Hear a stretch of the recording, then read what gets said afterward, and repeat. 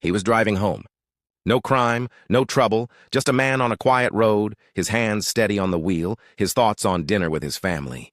But in a matter of moments, the flashing red and blue lights behind him changed everything.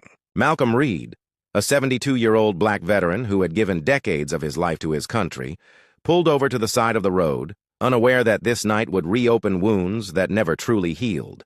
The officer stepping out of the cruiser wasn't just stopping a driver.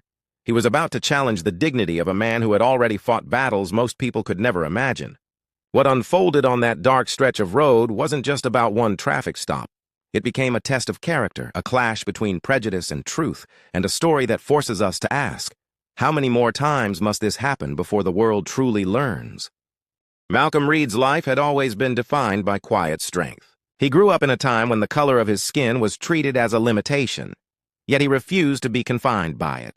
From a young age, discipline became his shield, service his calling. He enlisted in the military as a teenager, driven not only by duty to his nation, but by a desire to prove that he was just as capable, just as worthy, as any man who wore the uniform. In jungles far from home, under fire and fear, Malcolm rose to the occasion, earning the respect of his brothers in arms and carrying himself with a grace that silence often hides. By the time he returned home, he carried more than medals. He carried stories of sacrifice, of bravery, of friends lost and missions survived.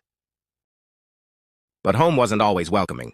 For Malcolm, returning to American soil meant entering another battlefield, one where uniforms couldn't shield him from suspicion, where the color of his skin overshadowed respect for service. Still, he pushed forward. He became a mentor to young men in his community, a quiet presence in his local church. This man believed in discipline, dignity, and the importance of carrying yourself with honor, even when the world refused to honor you back. Most days, he kept to his routines. Morning walks, afternoons at the park, evenings spent tending the small garden in his backyard. It was a life of simplicity, yet beneath it was the weight of a man who had seen the best and worst of humanity. So when the flashing lights filled his rearview mirror that night, Malcolm did what he had always been taught to do. He pulled over calmly, placed both hands on the wheel, and waited. His training, both military and personal, told him that survival often depended on staying composed, on not giving anyone a reason to fear you. But inside, his heart carried the unshakable memory of names he had read in the news, of men and women who hadn't made it home after an encounter like this. He knew this was more than just a stop. He knew in America, a routine pullover could become a life-or-death moment in a heartbeat. Officer Harlan approached with a swagger that spoke louder than his badge. His flashlight cut through the window, landing on Malcolm's face with a suspicion that had nothing to do with traffic violations. The officer's voice carried the sharp edge of assumption as he demanded Malcolm step out of the car. Confusion flickered across Malcolm's mind. There had been no swerving, no speeding, no broken lights.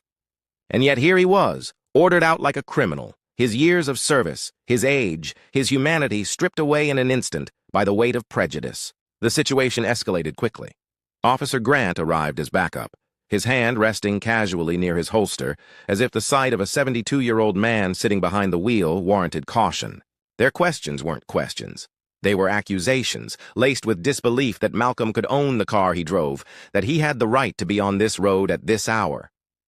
The air thickened with hostility, every second stretching into a reminder that Malcolm's dignity was not guaranteed, no matter his past, no matter his sacrifice. And then came the breaking point. Officer Harlan demanded to search the vehicle, his tone sharp with authority. Malcolm, his voice calm but firm, asked what reason there was for suspicion. That was enough to ignite the officer's temper. The command came louder this time, "Step out of the car." Slowly, Malcolm obeyed, his hands steady though his heart pounded. The cold night air wrapped around him as he stood under the flashing lights, two men circling him like predators waiting for weakness. They pushed him against the hood, their accusations growing harsher, their disbelief growing louder. To them, he was just another black man pulled from a car. To Malcolm, it was a moment that threatened to erase a lifetime of service and honor. But what they didn't know was who Malcolm Reed truly was. And it was in that very moment of humiliation, with onlookers beginning to gather, that the truth was about to surface. A small crowd formed at a distance, some lifting phones, recording the scene. Among them was Jasmine Torres, a young woman whose instincts told her this was more than just another traffic stop. The officers' voices were sharp, their hands heavy as they patted Malcolm down, treating him as if danger lived in his very skin. But then, as one officer pulled out Malcolm's worn leather wallet, a small glint of metal caught the flashlight's beam. A medal. Not just any medal. The Medal of Honor, the nation's highest military. Silence fell, if only for a moment. The crowd leaned closer, their whispers carrying the weight of realization. Officer Grant's eyes widened, uncertainty flickering in his expression, but Officer Harlan pressed on, his pride unwilling to bend, his authority unwilling to yield. Yet the truth was undeniable. Malcolm Reed was no criminal, no threat. He was a hero, a man who had given everything for a country that still questioned his worth. The climax of the night wasn't just the discovery of that medal. It was the collision of two truths, the prejudice that fueled the stop, and the honor that lived in the man they tried to break. The crowd's silence shifted to anger, their voices rising, their cameras recording every second. In that moment, Malcolm stood taller, not because he wanted to, but because he had to. His dignity, once again tested, refused to fall. The officers stepped back, stammering half-hearted excuses, but nothing they said mattered anymore. The crowd wasn't listening. The truth had been seen, recorded, and immortalized. Malcolm didn't yell, didn't argue.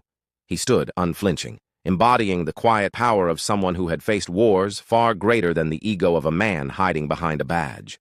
And as he finally walked away, each step felt like a verdict against the lies, against the humiliation, against a system that still struggled to see him for who he truly was. But the story didn't end on that road. The videos spread like wildfire, reaching millions within hours. Some praised Malcolm as a hero twice over, once for his service and again for his dignity under fire. Others twisted the narrative, claiming the officers were doing their job, ignoring the prejudice that had fueled their actions. For Malcolm, the weight of the moment was heavy. He had stood his ground, but he knew that countless others never got the chance. He knew his survival was not just strength, but circumstance, and that is the impact that lingers. Malcolm's story wasn't just about one man. It was about every person who has been stopped, questioned, humiliated, or worse, simply because of the color of their skin. It was about the reality that even a Medal of Honor couldn't shield a black man from suspicion. It was about a truth that America still refuses to face fully. Malcolm Reed made it home that night, but not unchanged. The fear, the humiliation, the reality of what had happened, it stayed with him, and yet he carried it with the same quiet strength that had defined his life. His story became a mirror, reflecting a nation still wrestling with its own promises. The question now is not whether Malcolm was innocent. The question is, how many more Malcolms will it take before the world finally learns to see beyond prejudice, beyond uniforms, beyond the lies we tell ourselves? How many more lives must be tested? How many more humiliations must be endured before dignity is no longer a privilege but a right?